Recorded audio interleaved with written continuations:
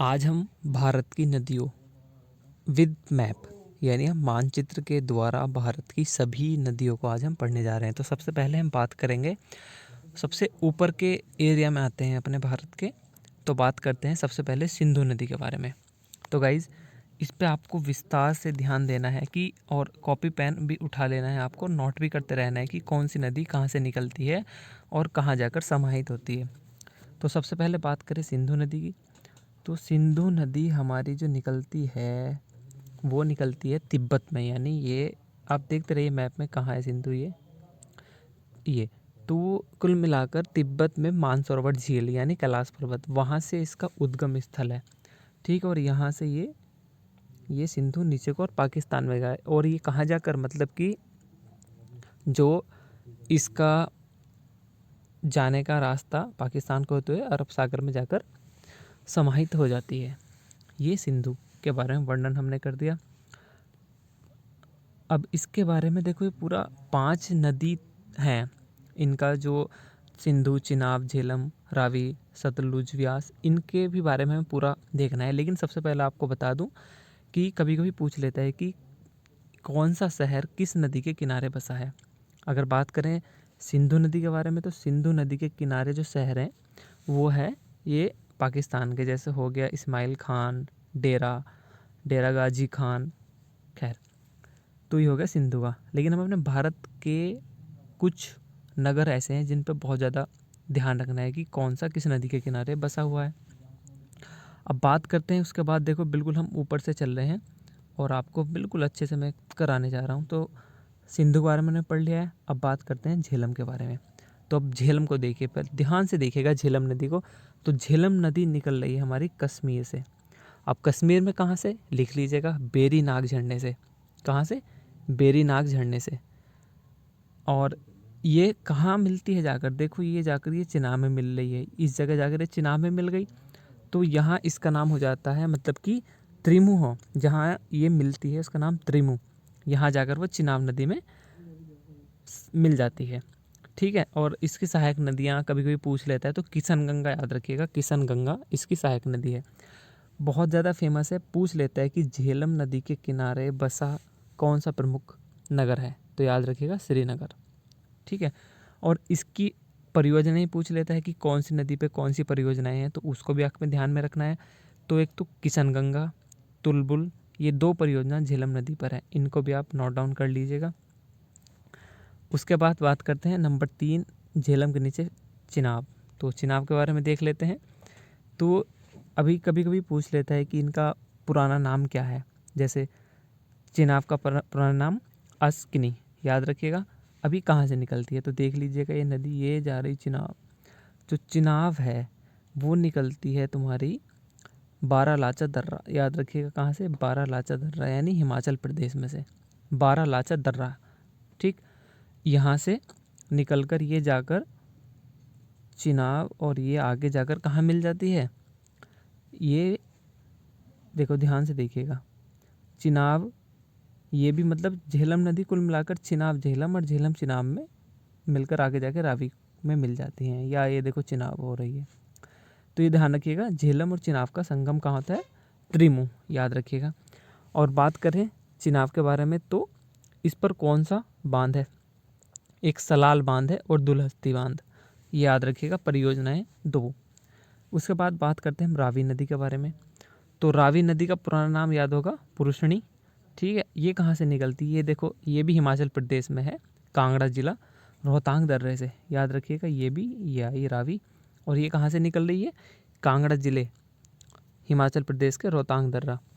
और ये कहाँ मिलती है? झाग जिले में, चिनाब नदी में मिलती है। ये रावी जाकर झाग जिले में, यानी कुल मिलाकर झेलम चिनाब मिलकर चिनाब आई, और रावी मिलकर यहाँ जाकर कौन सी नदी में मिल गई है? ठीक है, याद रखिएगा। उसके बाद बात करते हैं व्यास नदी के बारे में। व्यास नदी देख लीजिए, ये रही, इसका नाम, पुराना नाम कह सकते हैं विपाशा। ये भी रोहतांग दर्रे से निकलती है और हरिके के पास कहाँ जाकर मिलती है? यहाँ। कौन सी नदी है? ये वाली हमारी हो गई सतलुज नदी में, याद रखिएगा। हरिके के पास बहुत पूछ लेता, हरिके बांध कौन सी नदी पर है, तो कौन सी नदी? व्यास नदी पर है। और हरिके परियोजना भी इस पे ही है, बिल्कुल पॉइंट याद रखिएगा। और उसके बाद हम बात करते हैं हमारी ऊपर के नदी तंत्र में सबसे आखिरी सतलुज। तो सतलुज के बारे में देख लीजिएगा। सतलुज का पूरा नाम सुतुद्री, लिख लीजिएगा सुतुद्री। ये भी कहाँ से निकलती है, ये भी ऊपर देखो, यहाँ से ये गई, ये भी तिब्बत के पहुँच गई। यानी कहाँ पर, ये मानसरोवर झील के पास राकसताल झील से निकलती है। ठीक है। और इसका संगम कहाँ है, व्यास नदी में। ये देखो पूरा जाकर आगे व्यास नदी में यहाँ संगम हो गया। फिर आगे जाकर ये मिल गया पूरा नदी का 5 तंत्र, 5 आप बोल सकते हैं, सिंधु, झेलम, चिनाब, रावी, सतलुज और व्यास। ठीक। और इस पे ध्यान रखिएगा कौन कौन से, लुधियाना, फिरोजपुर, ये इसके किनारे बसे प्रमुख नगर हैं। और सबसे मेन है सतलुज की, बहुत बार पूछी जाती है एग्जाम में, कि जो सतलुज नदी है इस पर एक परियोजनाएं हैं। उस परियोजना का नाम है भाखड़ा नांगल, यानी गोविंद सागर बांध। ठीक है, याद रखिएगा। वैसे नाथपा, झाकरी बांध, कोल बांध, लेकिन आपको जो मेन याद रखना है भाखड़ा नांगल, सतलुज नदी पर, ये आपको ध्यान में रखना है। तो ऊपर का हमारा नदी तंत्र ये कंप्लीट होता है। अब आगे देखते हैं। अब बात करते हैं गंगा नदी के कुछ फेमस के आसपास, यानी गंगा तंत्र बोल सकते हैं। तो यहाँ जो फेमस नदी है उनके बारे में देख लेते हैं। तो सबसे पहले हम बात करते हैं गंगा नदी के ही बारे में। ठीक है, गंगा नदी आपको दिख रही है। तो गंगा नदी के बारे में आपको बता दूं कि गंगा नदी कहाँ से निकलती है। बहुत फेमस है, पूछ भी लेता है, और आपको पता भी होगा कि ये निकलती है गौमुख नामक स्थान से, गंगोत्री केदारनाथ की चोटी के उत्तरी दिशा में। ठीक है, यानी उत्तराखंड से। और ये निकलकर, बिल्कुल ध्यान रखिएगा, ये कहाँ से कहाँ जाकर, जैसे ये ब्रह्मपुत्र में जाकर आके बंगाल की खाड़ी में मिलती है, लेकिन ये पूरा आके जाकर पश्चिम बंगाल को होती हुई बांग्लादेश। लेकिन अभी हमें ऊपर से देखकर चलना है।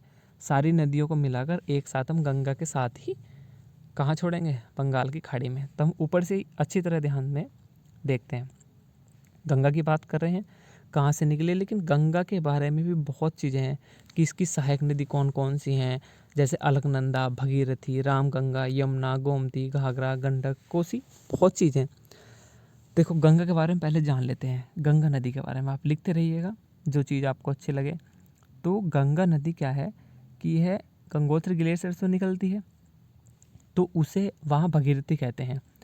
भगीरथी अब नीचे देवप्रयाग में आकर भगीरथी अलकनंदा से मिलती है। इसके बाद दोनों की जो धारा बनती है उसको ही हम गंगा के नाम से जानते हैं। ठीक है। और ये भारत की सबसे लंबी नदी, ये भी ध्यान रखिएगा, भारत की सबसे लंबी नदी है, जिसकी जो लंबाई है 25 यानी किलोमीटर, 2525 किलोमीटर है। और ये भी ध्यान रखिए कि गंगा किन 5 राज्यों से गुजरती है। ठीक है, तो उत्तराखंड, उत्तर प्रदेश, झारखंड, बिहार और पश्चिम बंगाल, याद रखिएगा। और इस पे देखो बांध भी पूछ लेता है कौन कौन से हैं। तो सबसे पहले बांध की बात करें तो पहले हम लास्ट में देखते हैं पश्चिम बंगाल में इसका एक फरक्का नामक स्थान है जो बांग्लादेश में प्रवेश करती है, तो वहाँ पर। और एक ऊपर ही आपको बता ही दिया। यानी हाँ, ऊपर का जो बांध है वो टिहरी बांध है। टिहरी बांध भागीरथी, जहाँ नाम इसका भगीरथी था ऊपर, तो वहाँ पर टिहरी बांध है। और फरक्का बांध ये आगे है जहाँ इसका नाम गंगा हो गया। 2 बांध है, दोनों के दोनों ध्यान रखिएगा। एक चीज़ और पूछ लेता है कि गंगा के किनारे बसे प्रमुख नगर। तो आपको पता ही होगा उत्तराखंड में हरिद्वार बहुत फेमस है, जानते हैं आप, उत्तराखंड का हरिद्वार हुआ। ठीक है, कानपुर, इलाहाबाद, वाराणसी, भागलपुर, पटना, कोलकाता। तो ये चीज़ों को आपको ध्यान में रखना है, छोटी छोटी चीज़ें हैं, इनको आपको बहुत अच्छे से ध्यान में रखना है। अब गंगा जब आगे जाके मिलती है तो उसके बारे में भी हम लास्ट में थोड़ा जिक्र कर लेंगे। फिलहाल हम चलते हैं गंगा की कुछ सहायक नदियों के बारे में जानते हैं। तो गंगा की सहायक नदी की बात करते हैं, सबसे पहले हम यमुना नदी को ही ले लेते हैं। ये रही हमारी यमुना नदी। यमुना नदी कहाँ से निकलती है, नॉर्मल चीज़ है, यमुनोत्री से। लेकिन ये कहाँ है, बंदरपूछ के पश्चिमी ढाल पर स्थित है। यमुनोत्री बंदरपूछ के पूर्वी ढाल पर, पश्चिमी ढाल पर। ठीक है, और कहाँ जाकर मिलती है गंगा से, सबको पता होगा, इलाहाबाद में ये गंगा से मिलती है। अब इसके किनारे प्रमुख नगर भी पूछ लेता है, तो हिमाचल प्रदेश यमुनानगर यानी हरियाणा, दिल्ली, उत्तर प्रदेश में मथुरा, आगरा, हमीरपुर, इलाहाबाद, इनको आपको बहुत अच्छे ध्यान में रखना है। और इस पर एक बांध भी है, कौन सा है, लखवर व्यासी बांध। देखो कुल मिलाकर यमुना और गंगा जाकर इलाहाबाद में मिल चुकी हैं। ठीक है, अब ऊपर से चलते हैं, थोड़ा हम पहाड़ों की तरफ से आते हैं। तो सबसे पहले बात करूं शारदा नदी के बारे में। तो शारदा नदी ये रही, थोड़ा इसको हटा देते हैं, दोबारा देखते हैं। चलो अभी नहीं, शारदा नदी ये रही। तो शारदा नदी के बारे में देख लेते हैं। शारदा नदी कहाँ से निकलती है? ये भी तिब्बत, यानी तिब्बत के कुमायूं के निकट, ठीक है। और ये इस पे शारदा बांध बहुत फेमस है, शारदा नदी शारदा बांध, ठीक है। ये आ रही नदी आगे जाकर ये हमारे ही, अगर हम इसके संगम की बात करें तो बहराम घाट के निकट ये घाघरा में मिल जाती है, घाघरा में। लेकिन इसमें घाघरा दी नहीं हुई, मैं बताता हूँ घाघरा नदी के बारे में। तो घाघरा नदी नेपाल के एक हिमानी है, मपसा तुंग, तो वहाँ से निकलती है। तो जब वहाँ से वो निकलने के बाद छपरा के पास गंगा नदी मिल जाती है और पूछ लेता है, उसी का नाम सरयू नदी है। घाघरा को हम सरयू नदी कहते हैं। तो सरयू नदी के किनारे प्रमुख कौन से शहर पूछ लेता है बहुत बार। तो सरयू नदी के किनारे कौन कौन से शहर हैं? तुम्हारा अयोध्या, फैजाबाद, बलिया, ये चीज़ें। देखो कन्फ्यूज बिल्कुल मत होइएगा, आपको एक एक नदी में अच्छे से बता रहा हूँ। देखो थोड़ा मैं क्लीन कर देता हूँ, ठीक है। अब तक हमने ऊपर की 5 नदी को अच्छे से पढ़ लिया है और अब हम गंगा और यमुना के बारे में पूर्णतः जान चुके हैं, कहाँ से निकल रही हैं, कहाँ संगम है। अब ऊपर से चलते हैं। सबसे पहले हम शारदा की बात करते हैं। शारदा क्या है? शारदा नदी मिलती है, ये जाकर ऊपर से आ रही है, मान लो ये हमारी दूसरी नदी हो गई घाघरा, जिसको हम सरयू कहते हैं। तो शारदा कहाँ मिलती है? सरयू नदी में। सरयू के किनारे हमने शहर आपको बता दिए हैं, ठीक है। उसके बाद ये हो गया। उसके बाद बात करते हैं हम गंडक नदी के बारे में। थोड़ा ऊपर ले लेते हैं इसको, यहाँ से ध्यान से देखिएगा, यहाँ गंडक नदी। तो गंडक नदी के बारे में देख लेते हैं। गंडक नदी ये कहाँ से निकलती है? तिब्बत के नेपाल, यानी एक धौलगिरी पर्वत श्रेणी है ये, ऊपर नेपाल में कहाँ से निकल रही है? तुम्हारी नेपाल से ऊपर, तिब्बत के नेपाल सीमा पर, तिब्बत और नेपाल सीमा पर धौलागिरी पर्वत श्रेणी, ठीक है। और ये यहाँ से निकलकर बिहार पहुँच गई, ठीक है। और पटना के सोनपुर में नदी में जाकर वहाँ मिल जाती है गंडक नदी, ठीक है। पूछ लेता है गंडक नदी के किनारे कौन सा प्रमुख शहर है? तो याद रखिए कहाँ? पटना। त्रिवेणी के पास बैराज में एक परियोजना है वहाँ, त्रिवेणी के नाम से गंडक नदी पे, ठीक है। ये हो गया हमारा गंडक नदी। और उसके बाद बात करते हैं कोसी नदी के बारे में। तो कोसी के बाद अगर कोसी की मैं बात करूँ, एक मिनट इसको थोड़ा साफ कर लेते हैं। तो कोसी नदी हमारी निकलती है माउंट एवरेस्ट के पास से, ठीक है। इसको याद में रखिएगा और ध्यान भी रखिएगा। कोसी नदी माउंट एवरेस्ट के पास से निकलती है और ये भागलपुर जनपद है, दक्षिणी पूर्वी गंगा नदी में, वहाँ जाकर मिल जाती है बिहार में, ठीक है। और कोसी नदी को बिहार का शोक भी कहते हैं। पूछ लेता है बिहार का शोक कोसी नदी। और यहाँ तक कि ये नदी एंडू मेंडू कहते थे ना, इधर आधर को चलती है। तो घुमावदार नदी, सबसे ज़्यादा बाढ़ लाती है, इसलिए वहाँ पर बाढ़ बहुत आती है, इसी कोसी नदी को बिहार का शोक कहते हैं, ठीक। ये ऊपर की नदी होगी हमारी। इसमें एक नदी दी हुई नहीं है, मैं तरह से बता दूँ, एक राप्ती नदी है, वो भी नेपाल से ही निकलती है। नेपाल के रुकुम कोट से निकलती है और ये भी घाघरा नदी में मिल जाती है। इसके किनारे प्रमुख शहर पूछ लेता है, वो आप लिख लीजिए। तो राप्ती नदी के किनारे जो शहर है वो है गोरखपुर, ये भी आपको ध्यान में रखना है। तो हमने भी आपको बताया नदियों के बारे में। तो जो नदी बताई आप एक बार ध्यान से देख लीजिएगा। मुझे दोबारा इसलिए बताना पड़ रहा है क्योंकि एक ही मैप में सब कुछ बताना और थोड़ा कन्फ्यूज सा हो जाता है। तो हमने पढ़ी गंगा नदी, ठीक है। पहले आप गंगा को देख लीजिए। हमने गंगा की सहायक नदी पढ़ रहे हैं।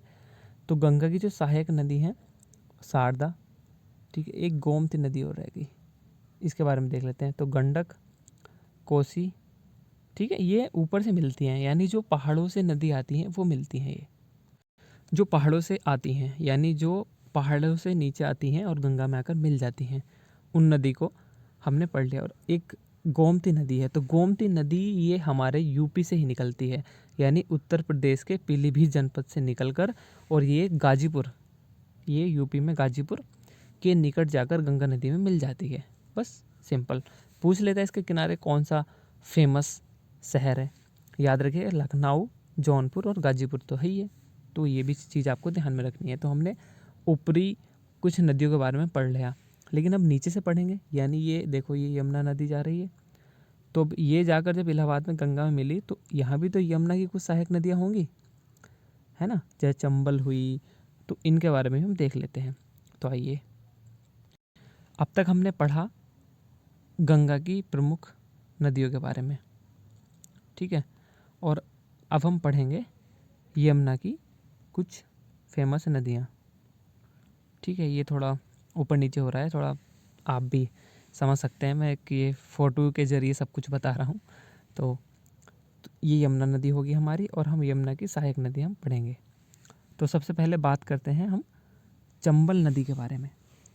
चंबल नदी, देखो कौन सी नदी कहाँ से निकल रही है, कहाँ जा रही है, और कौन सा प्रमुख नगर है, और कौन सी परियोजना है, बात ख़त्म बस। चंबल नदी, ये हमारी चंबल नदी जो निकलती है, ये मध्य प्रदेश के मऊ मऊ है, मऊ के निकट विंध्य पर्वतमाला से निकलती है, और जनापाव पहाड़ी का नाम है जहाँ से ये निकलती है। और ये इटावा के पास, जो हमारा यूपी में इटावा है, उसके पास यमुना नदी में मिल जाती है, ठीक। और इस पर एक परियोजना है, गांधी सागर, राणा प्रताप सागर, जवाहर सागर, ये बांध परियोजना इस पे हैं जो राजस्थान के आसपास है, वो इस नदी पे ही हैं। उसके बाद बात करते हैं बेतवा नदी के बारे में, इसमें दिया हुआ नहीं है तो आप बेतवा भी यहीं लिख लीजिएगा।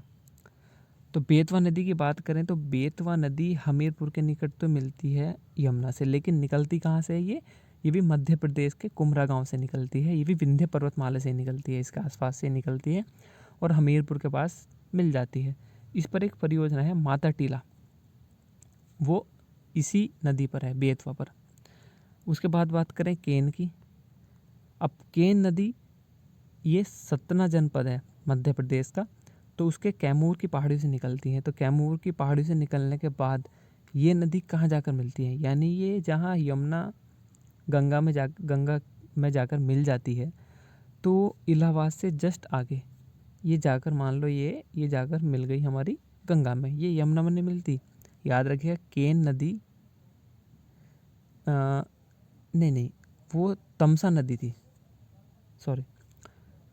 केन नदी जो हमारी है, सॉरी ध्यान में रखिएगा, केन नदी हमारी मिलती है बांदा में यमुना से, लेकिन एक नदी और है तमसा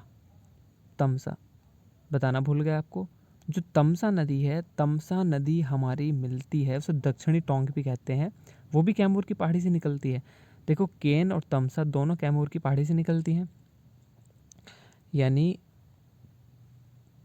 केन और तमसा दोनों कैमूर की पहाड़ी से निकलकर केन तो मिल जाती है यमुना में, और तमसा जाकर मिलती है यमुना और गंगा के मिलाप से आगे।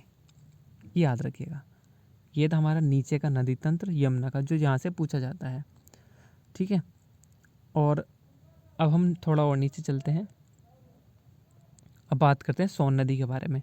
तो जैसे कि आप सभी जानते हैं, सोन नदी कहाँ से निकलती है, तो सोन नदी हमारी निकलती है अमरकंटक की पहाड़ियों से, यानी यूपी के जस्ट लास्ट, यानी ये सोनभद्र, यहाँ से सोनभद्र से निकलकर ये पटना से पूर्व गंगा नदी में मिल जाती है, बिहार में जाकर पटना से पूर्व गंगा नदी में मिल जाती है, ठीक है। ये आपको ध्यान में रखना है।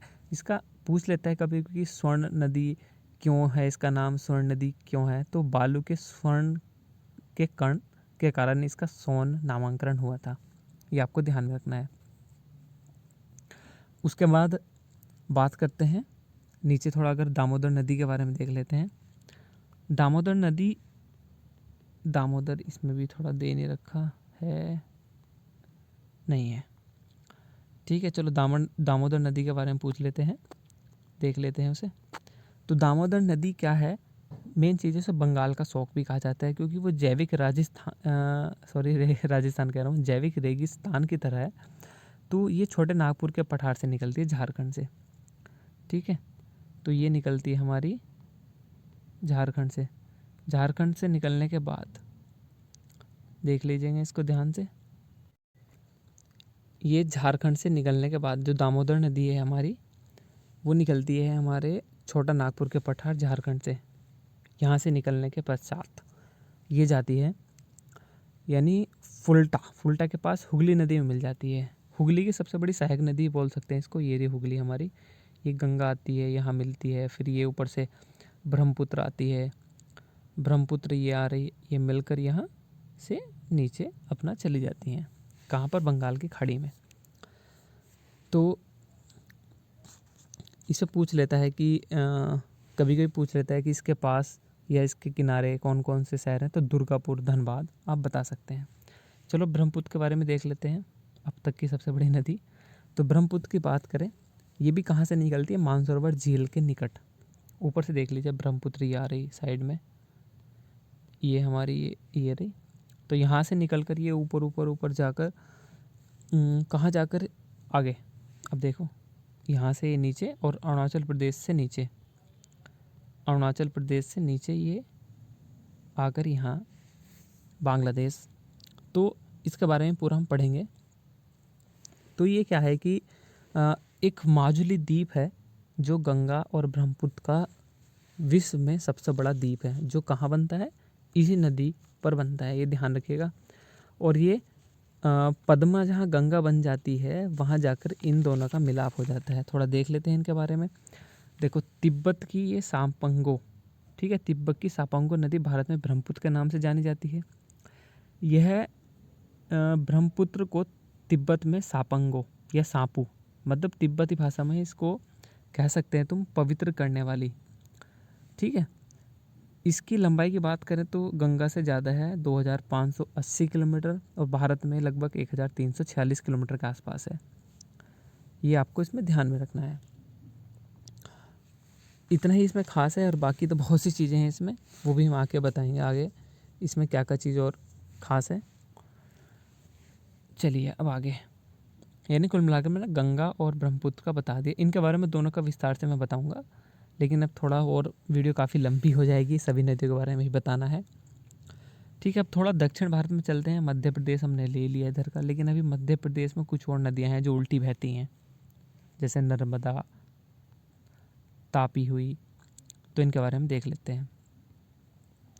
अगर बात करें नर्मदा नदी के बारे में देख लेते हैं पहले। तो नर्मदा नदी को पांचवी सबसे बड़ी रेखा या मध्य प्रदेश की जीवन रेखा कह देते हैं इसको, life line of Madhya Pradesh, Madhya Pradesh की जीवन रेखा। तो ये मध्य प्रदेश के अमरकंटक की पहाड़ियों से निकलती है, और वहाँ से निकलने के बाद ये भड़ोच में अरब सागर में, ये यहाँ ये खंबात की खाड़ी कहते हैं इसको, भड़ोच में अरब सागर में खंबात की खाड़ी। और ये मध्य प्रदेश हुआ, महाराष्ट्र हुआ, गुजरात हुआ। देखो महाराष्ट्र का हल्का सा यहाँ से कोना ले लेती है, और राजस्थान भी इसमें आ जाता है, नहीं सॉरी राजस्थान नहीं आता, मध्य प्रदेश, महाराष्ट्र, गुजरात, तीनों आके इसमें। और इस पे इंदिरा सागर बांध है, ओंकेश्वर बांध, सरदार सरोवर बांध, याद रखिएगा वो इसी नदी पे है, नर्मदा पर। ये चीज़ आपको ध्यान में रखनी है। और ये हो गया हमारा नर्मदा। और तापी के बारे में देख लेते हैं। तो तापी नदी ये मध्य प्रदेश के मुल्ताई नगर के निकट निकलती है, ये भी जाकर खंबात की खाड़ी में ही मिलती है। पूछ लेता है कि तापी नदी के किनारे कौन सा प्रमुख शहर है, तो याद रखिएगा सूरत, उकाई बांध इस पे है, और सूरत शहर है। ये दो नदी आपको ज़्यादा ध्यान में रखनी है। चलो और देख लेते हैं। इसमें ऊपर एक नदी दिखाई दे रही है आपको, लूनी नदी, थोड़ा नीचे ले लेते हैं। लूनी नदी आपको दिखाई दे रही है, लूनी। तो लूनी के बारे में देख लेते हैं। ये अजमेर से निकलती है, राजस्थान से, और ये गुजरात के कच्छ के रण में, run of Kutch, run of Kutch में जाकर मतलब ये समाहित हो जाती है। वहाँ पर इसका जो विलीन होती है वहाँ पर ये ख़त्म हो जाती है, कहीं जाकर नहीं गिरती। एकमात्र ऐसी नदी है ये। इसके फैक्ट बताऊँ आपको कि जब ये अजमेर से निकलती है तो इसका रंग, इसका जो पानी है वो मीठा होता है, लेकिन वहाँ पहुँचता पहुँचता खारा हो जाता है, और ये रन ऑफ कच्छ में समाहित हो जाती है। साबरमती की बात करें तो साबरमती नदी निकलती है हमारी अरावली पर्वतमाला से, यानी राजस्थान से निकलकर ये कहाँ जाती है, ये भी खंबात की खाड़ी में ही चली जाती है। पूछ लेता है कि साबरमती के निकट प्रमुख शहर कौन सा है, तो याद रखिएगा गुजरात का अहमदाबाद। ये बहुत ही मेन है और बहुत ज़्यादा इम्पोर्टेंट है। और एक माही नदी भी है, माही नदी भी यहीं से निकलती है, वो विंध्य पर्वतमाला से निकलती है यहाँ मध्य प्रदेश। तो ये भी खंबात की खाड़ी में ही जाती है, ये भी ध्यान रखिएगा। तो ये होगी हमारी जो पश्चिमी नदी थी, ठीक है। देखो मैंने हिस्सों में बांट रहा हूँ। ऊपर सिंधु के सिंधु तंत्र अलग हुआ, इधर गंगा यमुना का तंत्र अलग हो गया, इधर ये 3-4 नदी का तंत्र अलग हो गया। बहुत ध्यान से बहुत अच्छे से एक्सप्लेन कर सकता हूँ मैं इस चीज़ को, आप देख सकते हैं बहुत अच्छे से, लेकिन थोड़ा लिखें, वीडियो को रोक कर देखें, एक बार समझ लें। ये मैप के थ्रू समझे तो बेस्ट रहेगा। अपना मैप उठाइए और वहाँ से इसको देख लीजिएगा। चलो अब हम बीच मध्य प्रदेश में आ गए और यहाँ से एक फेमस नदी की बात करते हैं, महानदी की। तो महानदी निकलती है रायपुर जनपद के सिहावा के निकट से, मध्य प्रदेश से ये महानदी ये रही। चिल्का झील उड़ीसा है ना। तो ये निकलती है हमारी रायपुर जनपद से और ये कटक के निकट उड़ीसा में, वहाँ जाकर ये बंगाल की खाड़ी में मिल जाती है। ठीक है, ये ध्यान रखें। इसमें हीराकुंड, तिरकपाड़ा और बैराज बांध इसी नदी पर है। ठीक है, ये नदी हो गई मध्य प्रदेश की बीच की कह सकते हैं इसे। और देखो ये यहाँ तक हमने पूरा ऊपर का कंप्लीट कर चुके हैं। ठीक है, अब थोड़ा अब नीचे को आते हैं, दक्षिण भारत में चलते हैं, थोड़ा दक्षिण भारत की सैर कर लेते हैं। दक्षिण भारत में देख लेते हैं। तो दक्षिण भारत में सबसे पहले बात करते हैं हम गोदावरी नदी के बारे में, क्योंकि यही है एक मेन नदी वहाँ की, जिसे हम वृद्ध गंगा, दक्षिण भारत की गंगा, कुछ भी ये ध्यान में रखिए कहाँ से निकलती है। देखो ये हो गया हमारा पश्चिमी घाट, ये हो गया पूर्वी घाट। अगर पश्चिमी घाट की बात करें तो ये नदी निकलती है पश्चिमी घाट में त्र्यंबकेश्वर पहाड़ी, नासिक महाराष्ट्र। वहाँ से निकल कर ये आंध्र प्रदेश के निकट बंगाल की खाड़ी में मिल जाती है। ये भी बंगाल की खाड़ी में जाकर समाहित हो जाती है गोदावरी नदी। ठीक है, इस पर पूछ लेता है, देखो ये नदी है वैनगंगा, पेनगंगा, वर्धा, तो ये सब जो गोदावरी की सहायक नदी हैं। प्राणहिता, इंद्रावती, ये सब इसकी सहायक नदी हैं। और सबसे मेन है नासिक इसी नदी पर है। ठीक है, राजमुंद्री के निकट एनीकट बांध इस गोदावरी नदी पर ही है। ठीक है, गोदावरी के बाद बात करते हैं हम, थोड़ा और नीचे चलते हैं। ये गोदावरी होगी हमारी, देखो ये गोदावरी है, ये रही है ना। अब बात करते हैं इसके नीचे कृष्णा नदी, ये रही। तो कृष्णा नदी के बारे में देख लेते हैं। ये भी कहाँ से निकलती है, महाबलेश्वर के पास, ये भी पश्चिमी घाट से निकलती है। पश्चिमी घाट से निकलने वाली नदी गोदावरी, कृष्णा है ना, और तुंगभद्रा, ये भी सब चीज़ें हैं। तो इनको पहले देख लेते हैं। तुंगभद्रा ये रही, हम थे कृष्णा नदी पर। तो ये विजयवाड़ा के निकट, ये भी बंगाल की खाड़ी में जाकर मिल जाती है। इस पे फेमस नगर हैं सतारा, विजयवाड़ा, और सबसे मेन इस पर नागार्जुन सागर बांध कृष्णा नदी पर है। अब तुंगभद्रा की बात करते हैं। तुंगभद्रा के बारे में देख लेते हैं चलो। तो ये नदी है हमारी, निकलती है पश्चिमी घाट से ये गंगा मूल चोटी के भद्रा काटूर जनपद से, और ये कुन्नूल के पास कृष्णा नदी में मिल जाती है। ठीक है, कृष्णा नदी में मिल गई। उसके बाद इस पे जो हरिहर और कुन्नूल शहर है और मलपुरम के निकट एक बांध है मैट्टूर बांध, इसी नदी पे, याद रखिएगा। उसके बाद पेन्नार नदी की बात करते हैं। पेन्नार नदी निकलती है हमारी कर्नाटक से। ठीक है, कर्नाटक ये रहा। तो पेन्नार नदी कर्नाटक की चेन्नई कैसे पहाड़ी से निकलकर ये भी बंगाल की खाड़ी में समाहित हो जाती है। थोड़ा और दक्षिण भारत की तरफ बढ़ें तो इधर की जो फेमस नदी है वो पेरियार ही है। तो पेरियार की बात करते हैं हम, केरल से निकलती है, यानी पश्चिमी घाट से निकलकर और अरब सागर में विलीन हो जाती है। और बात करें, ये वे गई है, और कावेरी और मैंने आपको बता ही दिया, ये इतनी खास नहीं है। हम थोड़ा ऊपर की तरफ चलते हैं। ये पूरा सिंधु नदी तंत्र मैंने आपको बता दिया, ब्रह्मपुत्र पूरा बता दिया। चलो ब्रह्मपुत्र के बारे में आज हम थोड़ा विस्तार से पढ़ेंगे। ब्रह्मपुत्र नदी अपने आप में बहुत विशालता ये कह सकते हैं, पुराने समय की कह सकते हैं। तो सबसे पहले अगर बात करें, प्राचीन चीन में इसका नाम पिंचिन था। फिर तिब्बत में, यहाँ तिब्बत के आसपास का एरिया की बात करें तो यहाँ से यारलांग सापंगो कहा गया। फिर यहाँ से आगे जाकर देखिएगा, यहाँ अरुणाचल प्रदेश में इसने एंटर किया, तो अरुणाचल प्रदेश में इसका नाम हो गया आकर दिहांग, सियांग। ठीक है, फिर ये बांग्लादेश में नीचे इसने प्रवेश किया। तो बांग्लादेश में प्रवेश करते ही, थोड़ा यहाँ देख लीजिएगा। ठीक है, बांग्लादेश में जब इस नदी ने प्रवेश किया थोड़ा मैप में दिक्कत हो रही है। ठीक है, जब भी बांग्लादेश में इस नदी ने प्रवेश किया तो बांग्लादेश में इसका नाम यमुना हो गया, और आगे जाकर इधर से गंगा आई। तो गंगा और इसकी जहाँ संयुक्त धारा मिल गई तो उसके बाद ये मेघना के नाम से जाने गए। तो ये आप ध्यान में रखना है, ये वाला तंत्र। बाकी मैंने आपको अच्छे से बता दिया है। तो ये आज की नदी का रहा वीडियो। तो उम्मीद करता हूँ गाइस, ये थोड़ा ऐसा था, मैंने एक फ़ोटो लिया था गूगल से।